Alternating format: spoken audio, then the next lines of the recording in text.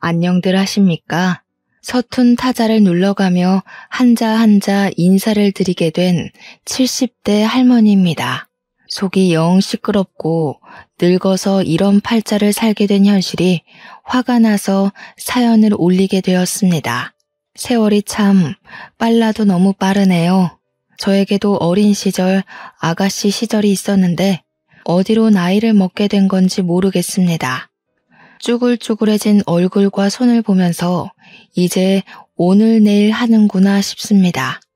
굴러가는 낙엽만 봐도 웃던 시절이 있었는데 지금은 뭘 봐도 속이 답답하고 웃음이 나질 않습니다. 오늘은 제 두 아들에 대한 이야기를 해보도록 하겠습니다. 한 배에서 태어난 놈들인데 어찌 이리 다른지. 영 속이 아파 밥도 제대로 먹지 못하고 병원 신세만 내리치고 있네요. 제 이야기가 조금 길어질지 모르겠습니다. 그래도 힘을 내어 서툰 글솜씨로 한번 이야기를 풀어나가 보겠습니다. 저는 20살이 되자마자 맥주 공장에 취직해서 일을 하고 있었습니다. 제가 알코올을 잘 먹지 못해서 술을 마시진 않지만 가끔 가다가 맥주 공장 노즐에서 바로 뽑아먹는 맥주가 그렇게 꿀맛이 아닐 수가 없더라고요. 물론 거기서 일하는 사람들은 시도 때도 없이 노즐에서 맥주를 뽑아 마실 수 있었지만 저는 술이 약했던 체질이라 간간히 마셨었어요. 몇십 년이 지난 지금까지도 그 청량하고 고소한 맛이 잊혀지지 않는 걸 보면 진짜 맛있긴 했던 것 같습니다. 하루는 공장에서 회식을 하는 날이었습니다. 제가 이기지도 못할 맥주를 너무 많이 마시는 바람에 완전히 취해서 집에 가게 되었습니다. 그 와중에도 버스를 타고 가겠다고 집으로 가는 버스에 올라탔는데 깜빡 잠이 들고 말았습니다. 한참을 비몽사몽하는 와중에 버스 운전기사가 저를 막 흔들어 깨우더라고요. 제가 눈도 제대로 못 뜨고 하니까 걱정이 되었는지 혹시 집이 어디냐고 물어보았습니다. 원래 모르는 사람에게는 친절하게 대하지 않는 저인데도 너무 인사불성으로 취한 나머지 버스 기사님께 땡땡동 사무소 앞에서 내려야 한다고 이야기를 했어요.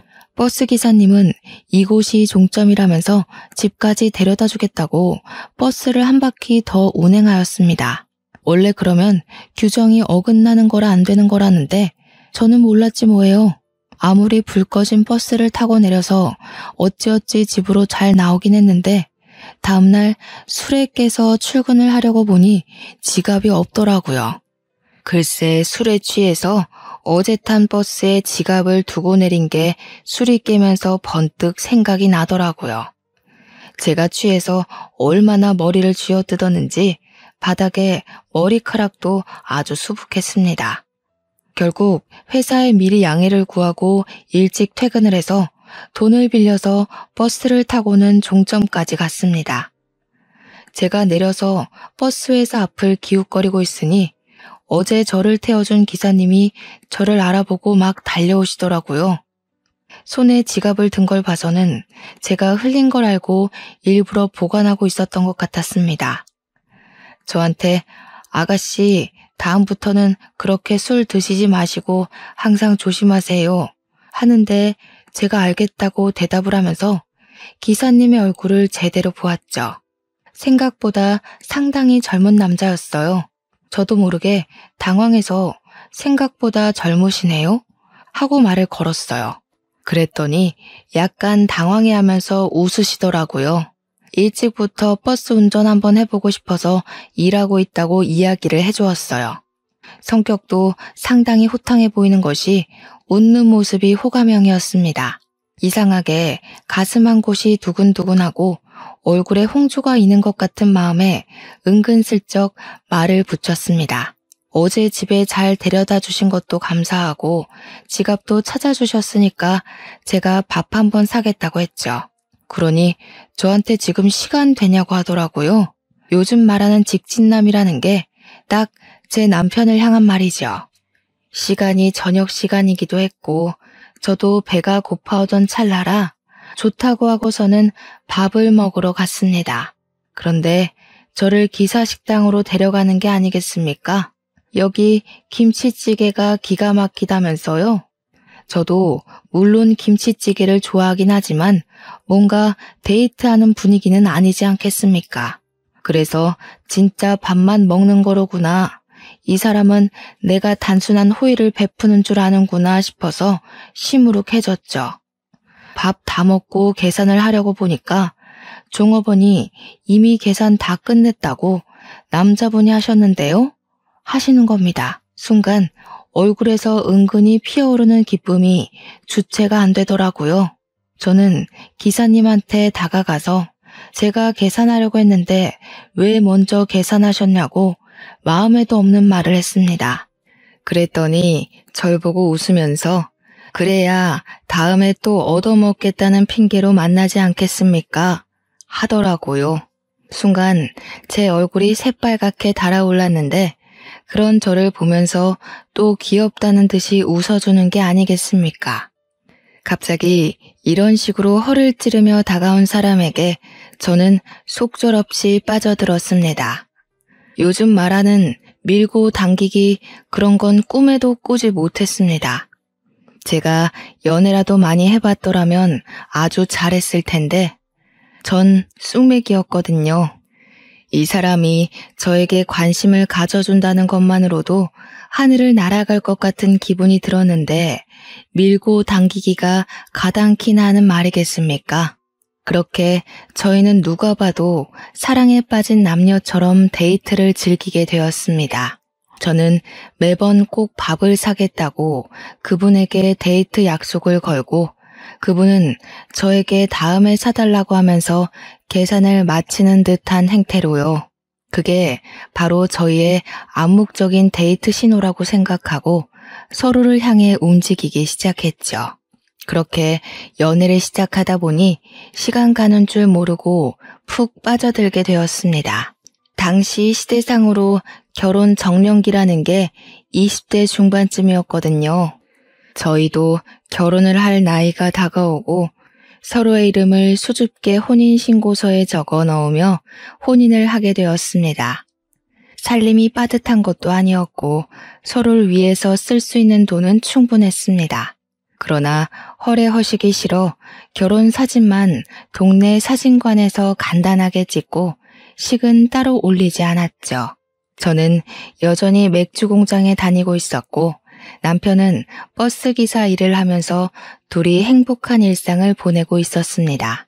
몇 년의 세월이 흐르고 우리에게는 떡두꺼비 같은 아들이 둘이나 생기게 되었습니다. 정말 하루하루가 이렇게 행복할 수 있나? 단란한 집에서는 웃음이 끊어지질 않았습니다. 재롱을 떠는 두 아들을 보면서 우리 부부는 밥을 먹지 않아도 배가 부르다는 말을 실감할 수 있었죠. 첫째가 태어난 지 얼마 되지 않아 당시 육아휴직 같은 게 없었기에 저는 오랜 세월 몸담았던 맥주 공장을 퇴사했습니다. 넉넉하게 받은 퇴직금은 아이들을 키우는 데 쓰겠다고 적금처럼 모셔두었죠.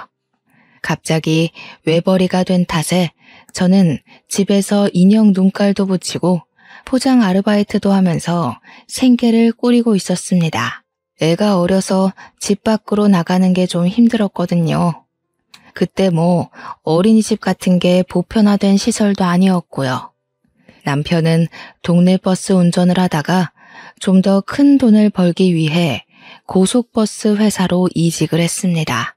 고속버스 운전이 마을버스보다 더 힘들었고 장거리 운전이었기에 봉급은 훨씬 좋았습니다. 그렇게 평생 행복한 줄만 알았던 우리 가족에게 검은 그림자가 드리우고 있다는 사실은 꿈에도 몰랐습니다. 남편이 버스 사고를 당하게 된 날 아직도 저는 그날이 생생합니다. 허망하게 반대 차선에서 달려오던 트럭과 사고가 나게 되었고 고속도로 특성상 빠르게 달리고 있던 남편의 버스는 크게 사고가 나고 말았죠. 승객들은 다행히도 얼마 다치지 않았지만 정면으로 트럭과 사고가 난 우리 남편은 그렇게 저와 두 아들의 곁을 떠나게 되었습니다. 현장에서 눈도 뜨지 못하고 병원으로 이송 한번 못 해본 채 그렇게 가버렸죠. 당시 남편의 사고가 뉴스에도 나왔는데 우리 남편이 핸들을 틀었다면 살았을 거라고 하더라고요. 대신 그만큼 승객들이 많이 다쳤을 거라고. 남편이 핸들을 틀지 않고 정면으로 트럭을 받아냈기에 남편만 참사를 당한 거라고 하더군요. 우리 남편 정말 직업의식 투철하다고 너무 멋있지 않냐고 흐느껴 울었습니다. 조금만 덜 멋있었어도 우리 아들들과 오래오래 함께 살 수 있었을 텐데 말이죠. 유감을 표하던 버스 회사에서도 보상금이 두둑하게 나왔고 당시 졸음운전을 했던 트럭 운전수에게도 합의금을 받았습니다. 버스 안에 타있던 승객들이 십시일반 모아서 위로금을 전달해 주기도 했습니다. 장례에는 모르는 조문객들이 찾아와 저를 위로하곤 했지만 저의 마음은 한 발자국도 나아지지 않았습니다. 그 돈이 다 무슨 소용이 있겠습니까? 남편이 없는데 말이죠. 우리 애들이 초등학교에 입학할 때 짜장면을 같이 먹어줄 남편이 없고 졸업식에 사진을 찍어줄 남편이 없고 결혼식에 혼주석에 같이 앉아줄 남편이 없는데 하루도 제 마음에 눈물이 마를 날이 없었습니다. 하지만 그것도 잠깐이었습니다. 너무너무 슬펐지만 우리 아들들은 점점 자라나고 초등학생이 되었는데 제가 돈을 벌어야 하지 않겠습니까? 그때는 여자가 돈을 벌기가 쉽지 않았습니다. 취직이라는 건 남자들의 전유물 같은 것이었거든요. 다행히도 맥주 공장에서 배워둔 주판 실력이 출중해서 사정사정해서 남편이 일하던 버스 회사에서 사무직을 보게 되었습니다. 아이들에게는 엄마의 손길이 절실하게 필요한 나이였지만 우리 가족이 먹고 살기 위해선 제가 가장이 되어야만 했습니다. 옆집에 친하게 오랜 시간 알고 지낸 이웃이 살고 있었기 때문에 저는 염치불고하고 아이들을 부탁하였습니다. 첫째 아이는 학교가 끝나면, 둘째 아이는 유치원이 끝나면 옆집으로 가서 이웃과 함께 밥을 먹고 시간을 보냈습니다. 저는 물론 옆집 이웃에게 매달 수고비를 조금씩 주게 되었죠. 옆집에서 우리 아이들이 천덕꾸러기 취급을 받진 않을까? 솔직히 고민이 되기도 했습니다. 하지만 아이들은 잘 적응해 주었고 철이 일찍 들었는지 속 썩이는 일도 버리지 않았습니다. 우리 첫 번째 아이가 세월이 흘러 초등학교 고학년이 되고 나니 동생을 스스로 챙기기 시작했습니다. 옆집에 더 이상 가지 않고 제가 미리 준비해둔 밥솥에 밥을 꺼내어 식탁에 차려 동생에게 밥을 주기도 하고 간혹 라면을 끓여 먹기도 하더군요. 우리 아이들이 스스로 해내는 걸 볼 때마다 얼마나 가슴이 아팠는지 모릅니다. 그때까지도 저는 혹시 몰라서 보상금을 꽁꽁 싸매고 있었습니다. 그 돈이면 몇 년 동안 일을 안 하고도 살 수 있을 만큼의 돈이었지만 사람 일이라는 게 또 모르지 않겠습니까? 갑자기 큰 병에 걸릴 수도 있고 또 미련하게도 우리 남편의 목숨값이라고 생각을 하니까 막 쓸 수가 없더라고요. 그렇게 아이들이 제 키를 넘어설 때쯤 학교에서 연락이 와서 처음으로 우리 첫째 아들이 공부를 잘한다는 사실을 알게 되었습니다. 중학교에 입학하고 중간고사와 기말고사를 치른다는 것은 알고 있었는데 시험 성적을 말해주지 않아서 그저 망쳤나 보다 하고 말았거든요. 집에서 내리 공부를 할 수 있는 환경을 만들어주지도 못했는데 제가 언감생심 어떻게 우수한 성적을 바라겠습니까? 하지만 제 예상과 달리 우리 첫째 아이가 전교 5등 안에 드는 대단한 똑똑이었습니다. 그러니까 공부를 시키고 싶다는 욕심이 번뜩 나더라고요. 저는 열심히 일을 했지만 그 돈으로 첫째 아이의 학원비까지 내주고 우리 세 식구가 먹고 살기에는 조금 빠듯했습니다. 우리 남편도 원하는 일일 거라 생각을 하고 공부는 남편의 목숨값을 꺼내었으며 충당하게 되었습니다. 제 고민이 여러 차례 있었고 결국 그 돈을 꺼내자 우리 첫째 아들은 책임감을 가지고 더욱 열심히 공부를 하기 시작했습니다. 하지만 두 아들 모두가 다 제 뜻대로 움직여주진 않았습니다. 똑똑한 첫째와 달리 둘째 아들은 중학교에 입학하자마자 엇나가기 시작했거든요. 둘째 교복 주머니에서 어느 날 담배가 떡하니 나오는데 정말 혼낼 수도 없고 벌렁거리는 가슴만 내리 붙잡고 있었습니다. 첫째한테 부담 주고 싶지 않아서 공부만 했으면 좋겠기에 동생에게 잔소리를 해달라고 부탁도 못했네요. 날이 지날수록 엇나가는 둘째 때문에 제가 마음고생을 조금 심하게 했죠. 어느 날 둘째가 술에 취해서 들어와 거실 바닥에서 술 냄새 풀풀 풍기며 잠을 자기도 하고요. 학생 신분인데 참 못하는 게 없는 무법자더라고요. 가정 환경이 어려우니 아이가 마음 붙이고 살기가 어려운가 싶었죠. 하지만 그 와중에 우리 첫째는 정말 든든하고 우직하게 공부에만 집중했습니다. 시간이 물처럼 흐르고 우리 첫째 아이가 대입시험을 치렀습니다. 떡하니 명문대 합격증을 받아오는데 눈물이 왈칵 쏟아지더군요. 우리 첫째도 저를 보면서 키워주셔서 감사하다고 눈물을 글썽였습니다. 진심으로 저는 축하를 해주었죠. 그때 우리 둘째가 고등학교 2학년이었습니다. 첫째 반만이라도 닮았더라면 참 좋았을 텐데 엇나가기를 반복하던 우리 둘째는 저에게 학교를 그만두고 싶다고 이야기를 하더군요. 언제까지 이렇게 거지꼴로 살 수 없다면서 자기도 공부에 취미가 없으니 일이라도 해야겠다는 것이었습니다. 제가 등짝을 때리면서 말려도 보고 울며 애원하면서 말려도 봤지만 둘째의 마음은 뒤집어지지 않았습니다. 다른 건 몰라도 고등학교만큼은 졸업을 해야 하지 않겠냐고 이야기를 하는데 들은 척도 안 하더군요. 고등학교에서 배우는 것들이 무슨 소리인지도 모르겠고 배워봤자 하나도 소용없다면서 그냥 일을 하고 싶대요. 첫째는 그 이야기를 듣고 그냥 둘째 하고 싶은 거 하게 내버려 두라면서 자기 인생 자기가 사는 거 아니겠냐고 하더이다. 본인도 공부가 재밌어서 한 건 아니고 공부라도 해야 나중에 고생하지 않을 것 같아서 억지로 한 거라고 했어요. 결국 저는 두 손 두 발 다 들었고 둘째는 고등학교를 자퇴하고 바로 동네 중국집에서 배달 일을 하기 시작했습니다. 머리도 샛노란색으로 염색해서는 누가 봐도 동네 양아치처럼 보였지만 그대로 배달 일이 재미는 있는지 일은 성실히 하더군요. 중국집 사장님이 우리 아들 일 잘한다면서 가끔 집으로 탕수육도 보내주고 그랬습니다.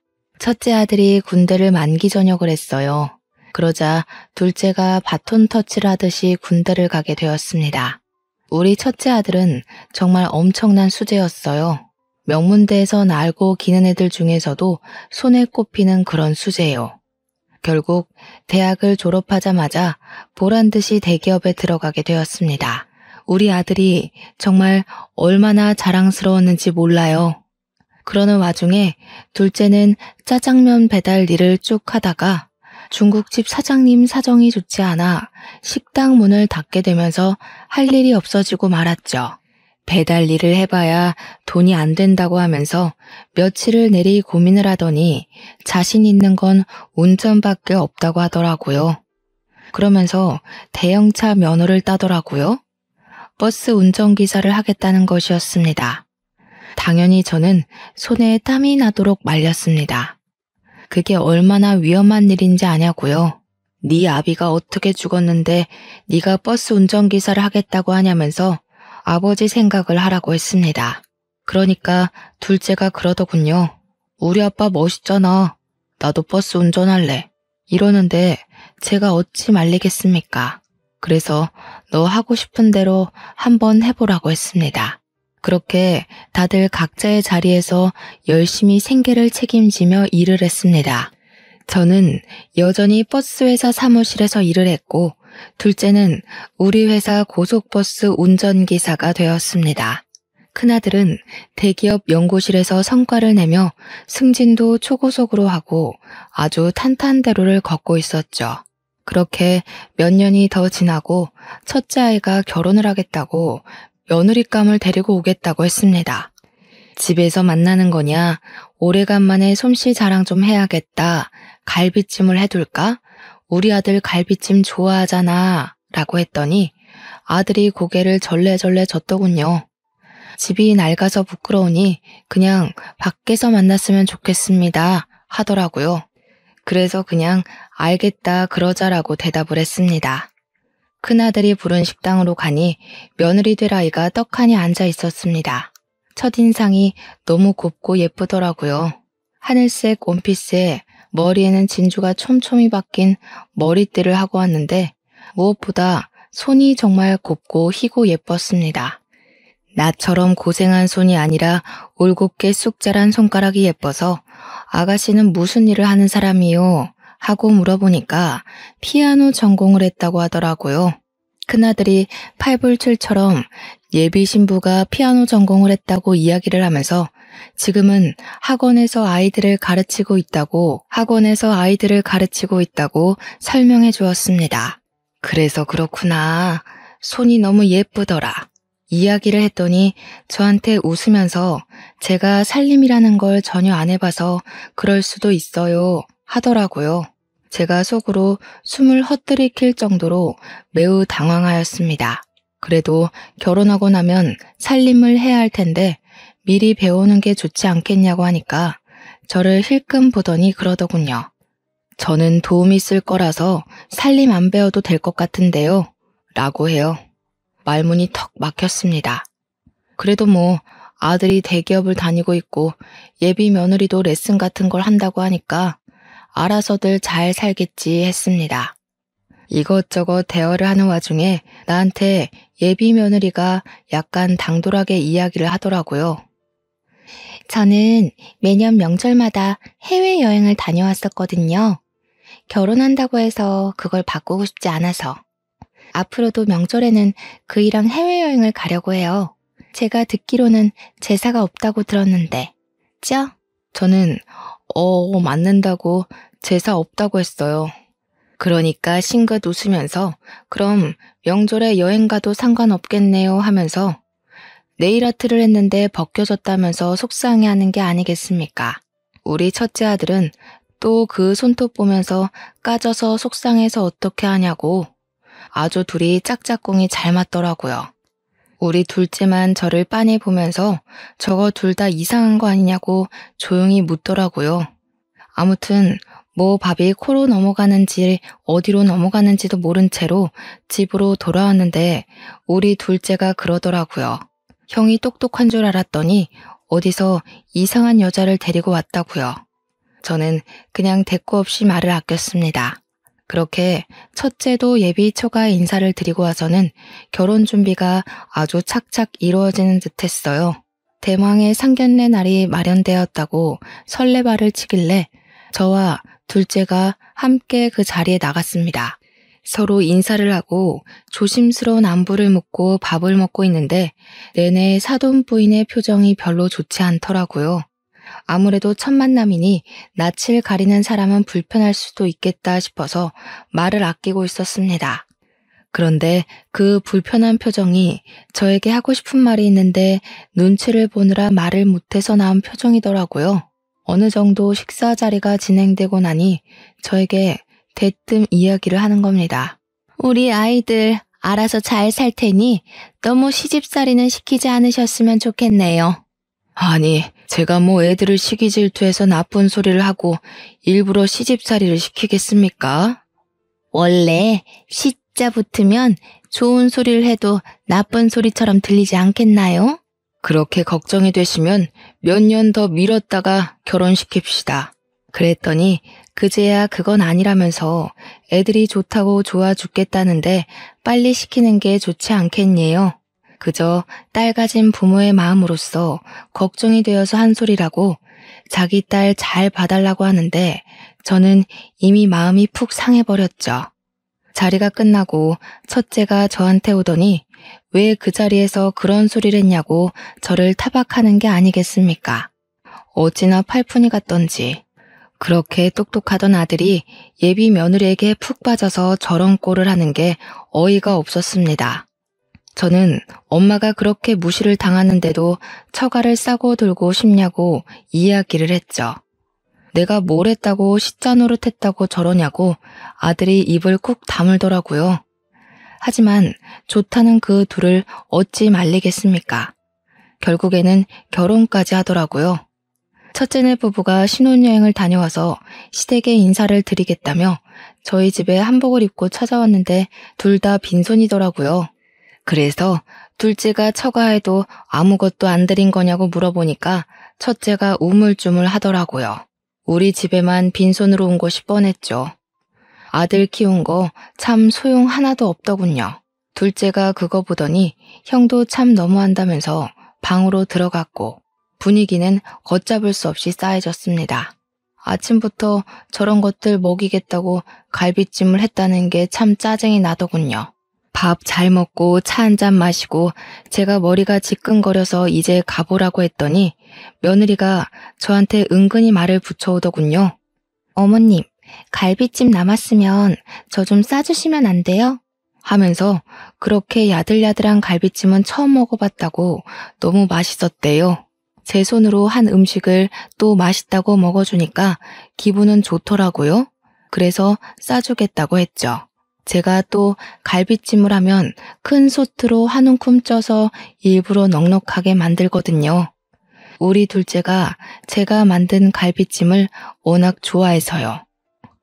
제가 락앤락 통에 첫째내 주려고 갈비찜을 담고 있는데 쓱 보더니 냄비는 내일 돌려드리겠다면서 냄비를 번쩍 드는 게 아니겠어요? 제가 얼마나 당황했는지 이 락앤락 통을 들고 가야지 했어요. 그러니까 에게 겨우 그거요? 하는 눈으로 바라보길래 이거면 너네 한 끼 충분하다고 이야기를 했습니다. 갈비찜은 다음에 또 해줄게. 오래 두면 맛없어. 하는데 제 입에 다 들어갈까봐 아쉬우세요? 하고 뾰족하게 말을 하더라고요. 첫째가 다른 반찬도 싸달라고 하길래 작은 락앤락 통에 일일이 담아서 줬어요. 통은 집에 가서 옮겨 담고 씻어서 내일 돌려달라고 했더니 알겠다고 하더라고요. 하지만 다들 예상하셨겠지만 다음날 락앤락 통은 당연하게도 돌아오지 않았습니다. 아주 깜깜무소식이더라고요. 물론 그거 얼마나 한다고 새로 사면 되긴 하지만 알뜰하게 사시는 주부님들은 다들 아실 겁니다. 그거 한두 푼 하는 것도 아니고 자꾸 사봐야 찬장에 차리만 차지하는 거 아시잖아요. 남의 것을 빌려갔으면 당연히 빠르게 가지고 와야 하는 거 아닙니까? 제가 며느리한테 락앤락 통을 돌려달라고 3번을 이야기했더니 그제야 통을 돌려주더라고요. 그런데 반찬 찌꺼기가 그대로 묻어있는 게 아니겠습니까? 그러니까 다른 통에 덜어놓고 빈 통은 씻어서 가져다 달랬는데 옮겨 담지도 않고 내내 그 통에 담아두고 먹다가 다 먹으니까 빈 통만 가져온 것이었습니다. 제가 뭘 다른 걸 바란 것도 아니고 설거지만 해서 가져오라고 한 건데 그거 하나를 못 지키다뇨.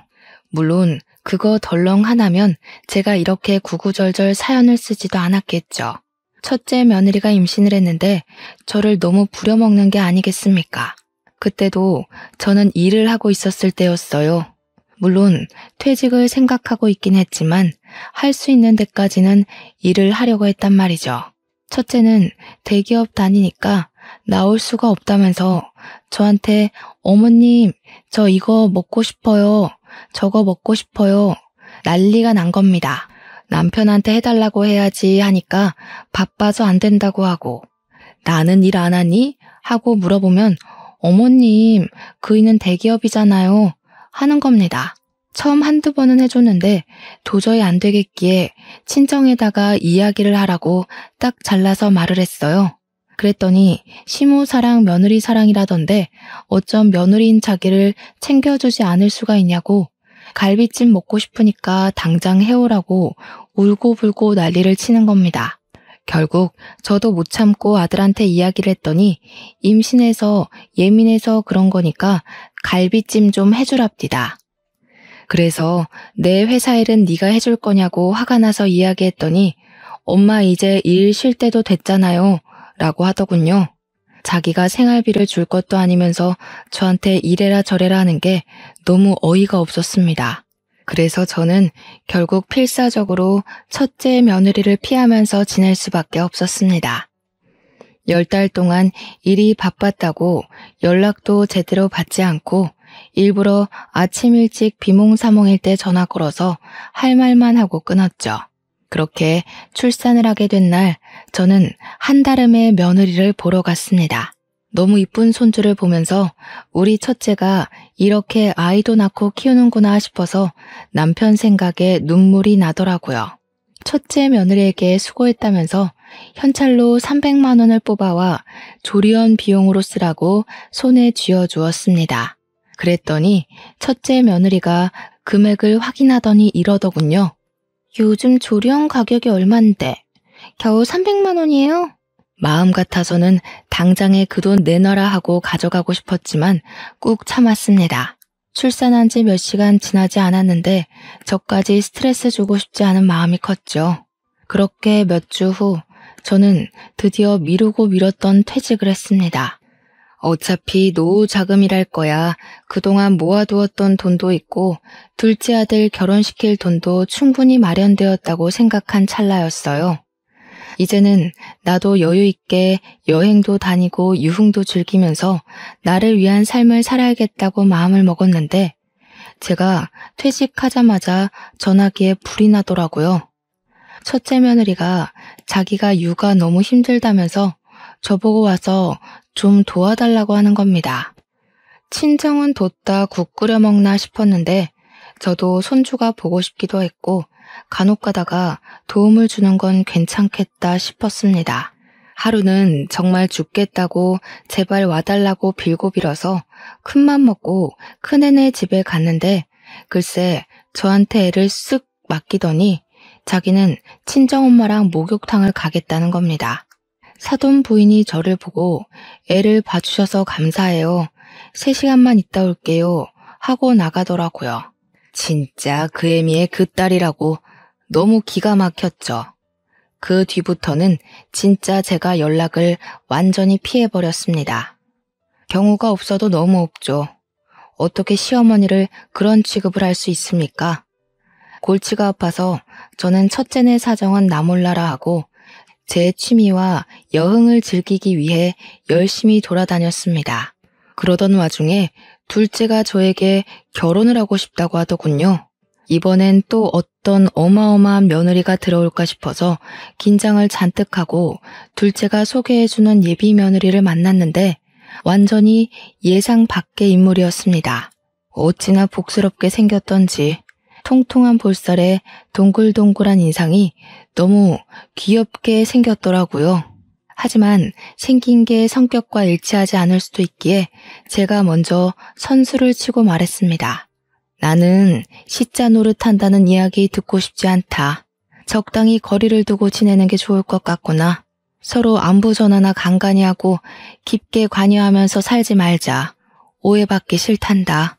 제가 일부러 딱 잘라서 차갑게 이야기를 하니까 둘째 며느리가 갑자기 눈물을 뚝뚝 흘리는 겁니다. 자기는 그런 걸 기대했다고 하면서 서로 좀 부딪히면 어떻겠냐고 같이 어울리고 부대끼면서 살고 싶다고 하는 겁니다. 알고 보니까 둘째 며느리 될 아이가 부모 없이 힘들게 자란 친구라고 하더군요. 부모의 정을 느껴본 적이 없어서 결혼하면 시부모님한테 잘해야겠다고 생각하며 살았대요. 우리 아들을 낳아주고 키워준 부모님이기에 자기한테도 친부모나 다름없다면서 자기를 친딸처럼 생각해달라고 하더군요. 우리 둘째가 학창시절부터 제 속을 많이 썩였던 놈이었잖아요. 제정신 차리고 산 지는 몇 년 안 됐는데 그게 다 이 아가씨 덕이라고 하더군요. 어차피 올 손님도 몇 없다면서 허례허식 없는 결혼을 하고 싶다고 스몰 웨딩인지 뭔지 그거 하고서는 같이 살기 시작했습니다. 신혼여행도 해외로 가지 않고 국내 여행을 했다는데 무슨 각 지방에서 좋다고 하는 특산품은 다 사왔더라고요. 저한테 어머님 이거는 뼈에 좋고 이거는 눈에 좋고 간에도 좋고 하는데 제가 놀래서 며느리한테 너 사기 맞은 거 아니니? 하고 물어봤어요. 그러니까 갑자기 깔깔 웃으면서 사기 맞죠? 자기야, 내가 이거 사기라고 했잖아. 이러더군요. 알고 보니 아들이 고른 상품이었습니다. 허구한 날 집으로 찾아와서 어머님, 저 요리 좀 가르쳐 주세요 하면서 들러붙고 시장 구경 가자면서 들러붙었습니다. 처음에는 너무 귀찮았는데 싹싹하게 저한테 잘하는 모습을 보고 저도 슬슬 마음이 둘째 며느리에게 기울기 시작했어요. 경우 없이 쌀쌀맞은 첫째네와 다르게 싹싹하게 구니까 어찌나 예뻐 보이던 저. 제가 반찬을 해다 주면 그 반찬통을 씻어서 주는 게 아니라 그 안에 자기가 만든 반찬을 채워서 주던 아이예요. 어머님 요리하시는 거 보고 저도 만들어 봤는데 어때요? 하면서 전해주는데 어찌 맛이 없을 수 있겠나요? 그렇게 오순도순 잘 지내던 와중에 둘째네도 임신을 했다고 알려왔습니다. 우리 복덩어리가 아이를 가지다니 내가 봐줘야지 마음을 굳게 먹었죠. 태교 여행을 온 가족이 같이 갔으면 좋겠다고 하길래 첫째네에게도 물어보니까 첫째 며느리가 질색을 하더라고요. 그래서 저와 둘째네만 무슨 수영장이 딸린 펜션을 잡아서 신나게 놀다 왔습니다. 사진을 전부 맞춰 찍고는 프로필 사진으로 바꿔두었더니 첫째 며느리가 자기 빼고 다녀와서 그렇게 즐거웠냐며 성질을 내더라고요. 같이 가자니 싫다고 해놓고 왜 저러는지 이해가 안 갔죠. 둘째네가 임신 6개월째 맞이했을 때 제 몸 상태가 영 좋지 않다는 걸 알게 되었습니다. 아랫배가 살살 아프고 소변을 누는 횟수가 많이 줄어들었던 것이죠. 왜 이럴까 싶어서 병원을 가야 하다가 순간 머리에 핑 도는 느낌이 들면서 배가 찢어지게 아프더라고요. 막 토할 것 같이 울렁울렁거리는데 제가 119에 전화를 걸어서 도와달라고 하자마자 기절을 해버린 거예요. 요즘은 위치 추적인가 뭔가가 다 된다고 하더니 제 위치를 추적해서 찾아온 구급차를 타고 병원으로 이송되었습니다. 급성 신부전증이라는 진단을 받게 되었고 오래 방치해서 기능이 많이 나빠졌다고 혈액 투석을 해야 한다고 하더군요. 이게 또 주기적으로 투석을 받아야 한다는데 너무나도 막막한 겁니다. 아들들이 병원에서 연락받고 헐레벌떡 도착을 했어요. 별거 아니라고 걱정하지 말라고 저를 안심시켜주는데 자기들도 얼마나 깜짝 놀랐겠습니까? 그런데 또 투석을 할 때 보호자가 필히 함께 해야 한다고 하더라고요. 다들 눈치만 보고 있던 찰나에 둘째 며느리가 걱정 말라고 자기가 하겠다고 하더군요. 임신 6개월에 병원 자꾸 가는 거 아니라고 하는데도 박박 우기더니 출산 때만 형님이 좀 도와주세요 하더라고요. 그 뒤로는 정말 둘째가 저를 극진히 보살피면서 왔다 갔다 해주었습니다. 신장 이식이 필요한 건 아니라고 하면서 조심하라고, 물도 많이 먹지 말고 반찬도 전부 저염으로 먹어야 한다고 하면서 손수 반찬까지 다 만들어 주었습니다. 제가 딴 건 몰라도 둘째 며느리 하나는 정말 잘 들였구나 싶었어요. 점점 더 기력을 찾고 회복을 해가는 와중에 둘째 며느리가 드디어 손주를 낳게 되었습니다. 얼마나 예쁘겠습니까?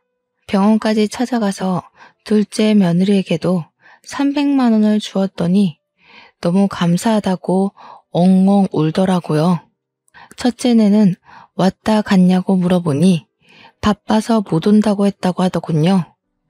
정말 하나하나 예쁜 구석이 없는 놈들이었습니다. 아무튼 이틀 뒤에 조리원으로 옮긴다고 하길래 이왕 간 거 마사지 받고 푹 쉬다가 오라고 하고 집으로 돌아왔습니다. 요즘 혈액투석은 동네 병원에서도 가능하다고 해서 제가 너무 만만하게 봤던 거죠. 일주일 뒤에 제가 또 쓰러지게 된 겁니다. 소변량이 줄어들고 몸이 으슬으슬하더니 그만 결국 병원에 입원을 하게 되었는데, 둘째네는 조리원에 있으니까 첫째네에게 호출을 했어요. 얘야, 내가 지금 병원에 입원을 하게 되었으니 병원으로 와다오. 왜요는 무슨 왜요야. 보호자가 필요하다는데 아들들이 죄다 바쁘니 네가 좀 와야겠다. 저는 뭐 안 바쁜 줄 아세요? 동서는요? 둘째네는 출산해서 조리원에 있지 않니?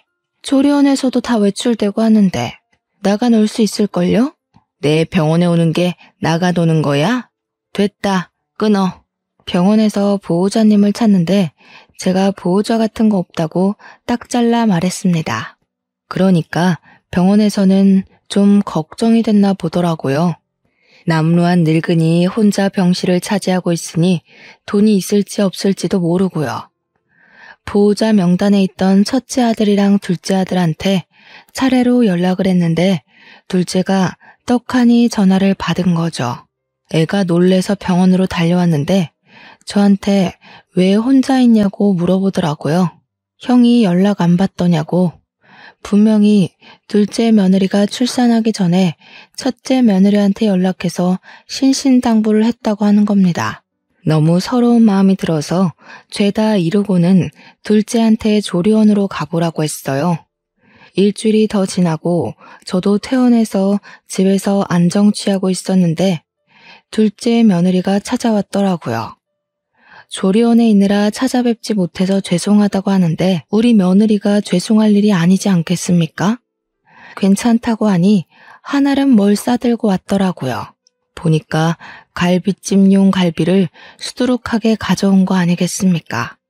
몸보신을 시켜주겠다더니 양동이에 담가 핏물부터 빼더라고요. 한두 시간 담궈놓는 동안 며느리랑 이야기도 하고 시간을 보내고 있었는데 집에 누가 찾아왔더라고요.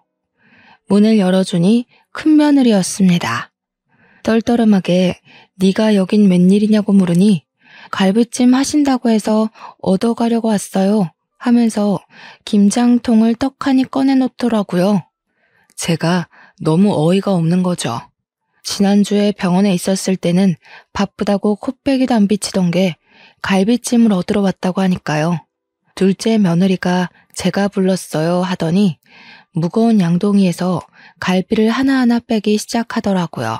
그러더니 핏물만 남은 양동이를 냅다 큰며느리 얼굴에 쏟아붓는 게 아니겠습니까? 큰며느리가 동서 미쳤어?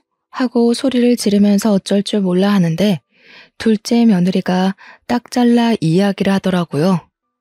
미친 게 누군데 그래. 어머님 아프셔서 내가 조리원 있는 동안만 봐달라고 했는데 그걸 못해? 못된 년이.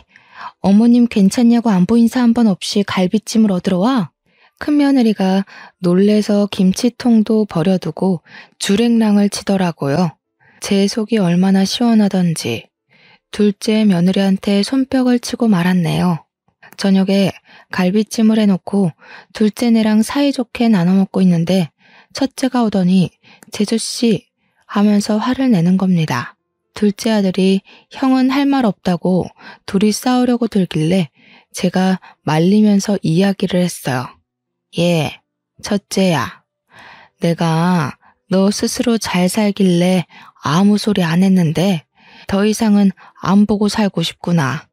어디 어미가 쓰러져서 오늘 내일 하는데 바빠서 못 온다고 하질 않나. 안부 전화 한 번 없을 수 있니? 우리 죽을 때까지 서로 연락하지 말고 살자. 첫째가 놀라서 엄마 하고 부르는데 일 없다고 이만 가보라고 했습니다. 그 뒤로 2년 동안 저는 둘째네와 함께 살고 있었어요. 우리 손주가 얼마나 예쁜지 눈에 넣어도 안 아프다는 말이 실감이 가더라고요. 언제 죽을지 모르지만 혈액투석도 꾸준히 하고 있고요. 계속 죽음의 문턱을 오가니 재산을 일찍 정리해야겠다는 생각이 들었습니다.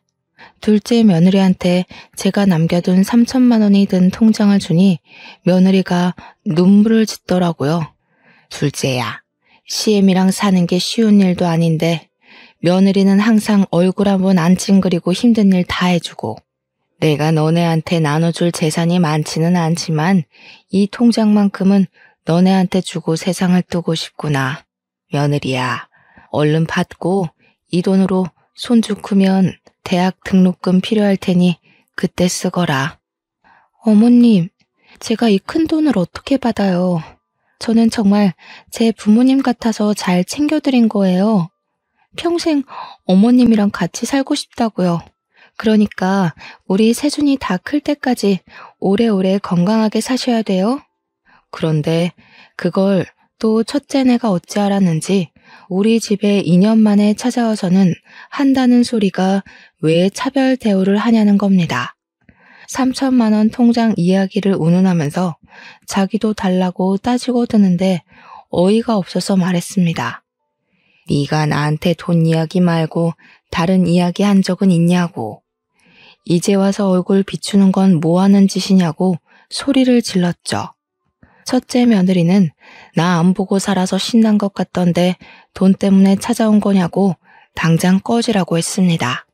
그러자 첫째가 무릎을 꿇고는 요즘 집안 사정이 안 좋다고 대기업에서 일만 죽어라 하는데 몇 번이나 승진이 누락됐다고 하더군요.